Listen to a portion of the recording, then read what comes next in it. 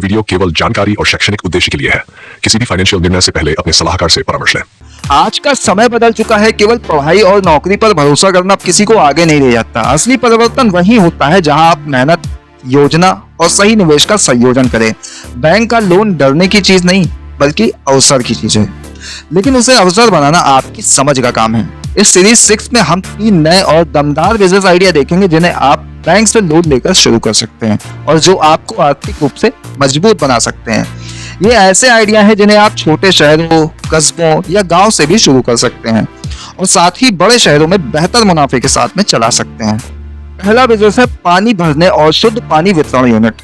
अब जरा सोचिए, भारत में हर गांव, कस्बा और शहर पानी की समस्या से जूझता है। चाहे शहरी इलाकों में बोतल बंद पानी महंगाई कर रहा हो या ग्रामीण इलाकों में पानी की शुद्धता की समस्या हो, इस सेक्टर में मांग कभी खत्म नहीं होती। अगर आप बैंक से 1 से 2 लाख रुपए तक का लोन लेते हैं तो आप एक मिनी वाटर प्यूरिफिकेशन और वाटर फिलिंग यूनिट लगा सकते हैं। इसमें एक reverse osmosis machine, UV system, filtration unit, RO system और फिलिंग मशीन शामिल होती है। प्रति लीटर पानी की लागत लगभग 3 से 5 पैसे होती है, वहीं बाजार में 13 से 15 रुपए प्रति लीटर बिकता है। अगर आप रोजाना 1000 लीटर भी बेचते हैं तो बिक्री होती है लगभग 13 से 15 हजार रुपए। इसमें से लगभग 10 से 12 हजार रुपए आपके पास में शुद्ध लाभ बचता है। महीने में ये कमाई आपकी बन सकती है 3 लाख रुपए से अधिक और आपके पास में एक चलता फिरता प्लांट होगा जिसे मजबूत बनाया जा सकता है। दूसरा बिजनेस है हर्बल औषधि पाउडर और आयुर्वेदिक सप्लीमेंट यूनिट। वर्तमान समय में लोग रासायनिक उत्पादों के बजाय प्राकृतिक और देसी विकल्प की ओर बढ़ रहे हैं। हल्दी, तुलसी, आंवले, अश्वगंधा और अन्य आयुर्वेदिक जड़ी बूटियों की पाउडर युक्त आवश्यकताएं बड़ी मात्रा में बढ़ रही हैं। अगर आप बैंक से 1.5 से 2 लाख रुपए का लोन लें तो आप एक छोटी आयुर्वेदिक हर्बल पाउडर निर्माण यूनिट स्थापित कर सकते हैं। इसमें एक ग्राइंडिंग मशीन, सुखाने का क्षेत्र, पैकिंग यूनिट और स्टोरेज की आवश्यकता होती है। तीसरा बिजनेस है फ्रूट और वेजिटेबल फ्रिज यूनिट बनाना। खाने पीने के सामान के संरक्षण की समस्या को समझिए।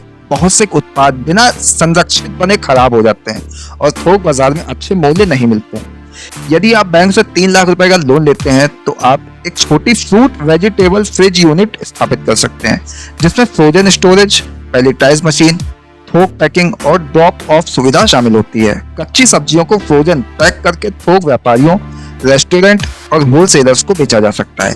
इन तीनों बिजनेस का अनूठा गुण यह है कि ये सभी रोजमर्रा की आवश्यकता से जुड़े हुए हैं। पानी, स्वास्थ्य, खाद्य संरक्षण और इसलिए इसकी मांग कभी खत्म नहीं होती है। लेकिन बिजनेस आइडिया अकेला कुछ नहीं करता। असली ताकत उस योजना में होती है जिसे आप कार्य में डालते हैं। अगर आपने बैंक से लोन लिया तो उससे पहले ये तय करें कि आप किस क्षेत्र को बेहतर तरीके से समझते हैं, आपके संसाधन कहाँ उपलब्ध हैं और किस आइडिया को आप अपनी मेहनत से आगे ले जा सकते हैं। ये तीनों मॉडल यदि आप मौजूदा संसाधनों को साथ में सोचें, जैसे कि आपके घर के पास में कोई खाली जगह हो, स्वयं का वाहन हो, लोकल मार्केट से पहचान हो, तो लागत और भी कम हो जाती है, शुरुआत आसान हो सकती है। लोन लेने के बाद में सबसे जरूरी होता है फॉलो अप। हर दिन उत्पादन, वितरण, बिक्री, कस्टमर फीडबैक देखना होगा, खर्च का हिसाब रखना होगा, बैंक की ईएमआई भी समय पर भरनी होगी। लेकिन जब बिक्री शुरू हो जाए तो वही लोन धीरे धीरे एक साधन बन जाता है जो आपको दिन ब दिन स्वतंत्रता की ओर ले जाता है। इसलिए बैंक लोन डरने की चीज नहीं होती है, बल्कि यदि आप उसे मेहनत, समझ और योजना से मिलाएं तो वही आपके लिए अनंत अवसर बन जाता है। आज का समय देश भर के युवाओं, महिलाओं, परिवारों और छोटे उद्यमियों के लिए सुनहरा अवसर लेकर आया है। वो खुद को आर्थिक रूप से मजबूत बना सकते हैं और बैंक की मदद से शुरू होने वाला बिजनेस आपके जीवन, आपके परिवार और आपके समाज की दिशा बदल सकता है। चौथा बिजनेस है मसाला पैकिंग यूनिट। भारत में मसाले रसोई की जान माने जाते हैं। हल्दी, धनिया, मिर्चा, गरम मसाला जैसी चीजें हर घर की जरूरत है। अगर आप मसालों की पैकिंग और ब्रांडिंग करते हैं तो ग्राहकों को आकर्षित कर सकते हैं। इस काम के लिए आपको मसाला ग्राइंडर मशीन और पैकिंग मशीन की जरूरत होती है। ग्राइंडर मशीन 20 से 25 हजार रुपए में मिल जाती है और पैकिंग मशीन 30 से 35 हजार रुपए में आ जाती है। एक बार अगर आप लोकल किसानों से मसाले सीधे खरीदने लगते हैं तो लागत कम होगी और मुनाफा बढ़ेगा। इस उद्योग में सबसे बड़ी ताकत है भरोसा। अगर लोग आपके ब्रांड पर भरोसा करने लगे तो ये काम छोटे स्तर से उठकर बहुत बड़ा हो सकता है। पांचवा बिजनेस है हैंडमेड साबुन निर्माण। आजकल लोग प्राकृतिक और हर्बल प्रोडक्ट की तरफ ज्यादा आकर्षित हो रहे हैं। केमिकल से बने साबुनों की जगह लोग ऐसे साबुन पसंद कर रहे हैं जिनमें एलोवेरा, नीम, हल्दी, चंदन जैसी प्राकृतिक चीजें हों। इस काम को आप बहुत कम पूंजी से शुरू कर सकते हैं। साबुन बनाने की बेस सामग्री, खुशबू और सांचे मिलाकर 20 से 30 हजार रुपए में शुरू किया जा सकता है। बाकी रकम पैकिंग और ब्रांडिंग पर लगाई जा सकती है। इसकी खास बात यह है कि लोग अगर एक बार आपके साबुन से संतुष्ट हो गए तो वो बार बार वही साबुन खरीदेंगे। साथ ही अगर आप ऑनलाइन बिक्री शुरू करते हैं तो आपका ग्राहक वर्ग पूरे देश में फैल सकता है। ये 5 ऐसे उद्योग हैं जिन्हें आप केवल 1 लाख रुपए में आराम से शुरू कर सकते हैं। लेकिन असली सफलता इस बात पर निर्भर करेगी कि आप इन्हें कैसे संभालते हैं, किस तरह की क्वालिटी देते हैं और मार्केट तक कैसे पहुंच बनाते हैं। याद रखिए, एक छोटा व्यापार शुरू करना आसान है, लेकिन उसे लगातार बनाए रखना और बढ़ाना ही सबसे बड़ी कला है। लेकिन इन उद्योगों की खासियत यह है कि ये रोजमर्रा की जरूरत से जुड़े हुए हैं, चाहे त्योहार हो, सामाजिक कार्यक्रम हो या घर की सामान्य खपत, इनकी मांग लगातार बनी रहती है।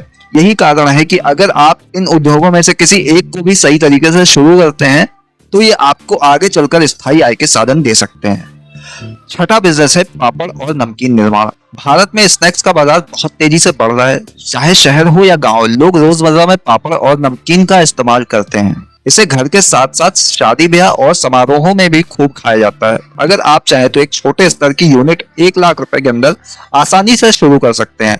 पापड़ बेलने और सुखाने का काम पहले हाथ से किया जाता था, लेकिन अब मशीनें आ गई हैं जो ये काम कम समय में कर देती हैं। मशीन की कीमत 35 से 40 हजार रुपए तक आती है। बाकी रकम से कच्चा माल जैसे बेसन, मसाले पैकिंग पर लगाई जा सकती है। इस व्यवसाय की खासियत यह है कि स्वाद और क्वालिटी के आधार पर आप लोकल दुकानों के साथ साथ ऑनलाइन प्लेटफॉर्म तक भी पहुंच बना सकते हैं। 7वां बिजनेस है पेपर बैग निर्माण। प्लास्टिक पर बढ़ते प्रतिबंध के कारण पेपर बैग की मांग लगातार बढ़ रही है। सुपरमार्केट, गारमेंट शॉप, बेकरी और मेडिकल स्टोर तक अब पेपर बैग का इस्तेमाल बढ़ने लगा है। इस काम के लिए जरूरी मशीनें 40 से 50 हजार रुपए तक की लागत में मिल जाती हैं। बाकी का पैसा पेपर रोल और प्रिंटिंग पर लगाया जा सकता है। यहाँ एक खास बात यह है कि अगर आप बैग्स को आकर्षक डिजाइन और प्रिंट के साथ में तैयार करें तो बड़े ब्रांड्स भी इन्हें खरीदने में दिलचस्पी दिखाते हैं। छोटे स्तर पर शुरू करके इसे बड़े कॉन्टेक्ट तक ले जाया जा सकता है। अब आपसे एक सवाल, अगर आपको इन आइडिया में से किसी एक बिजनेस को शुरू करने का मौका मिले तो आप इनमें से कौन सा आइडिया चुनेंगे और क्यों? नीचे कमेंट में जरूर बताइए ताकि मैं सीरीज 7 में आपके चुने हुए आइडिया के लिए पूरी विस्तार योजना बनाकर ला सकूं। लागत, संभावित मुनाफा, मार्केट स्ट्रेटेजी और शुरुआत करने का तरीका। वीडियो पसंद आया हो तो लाइक कीजिए, शेयर कीजिए और ऐसे ही और बिजनेस आइडियाज के लिए जुड़े रहिए।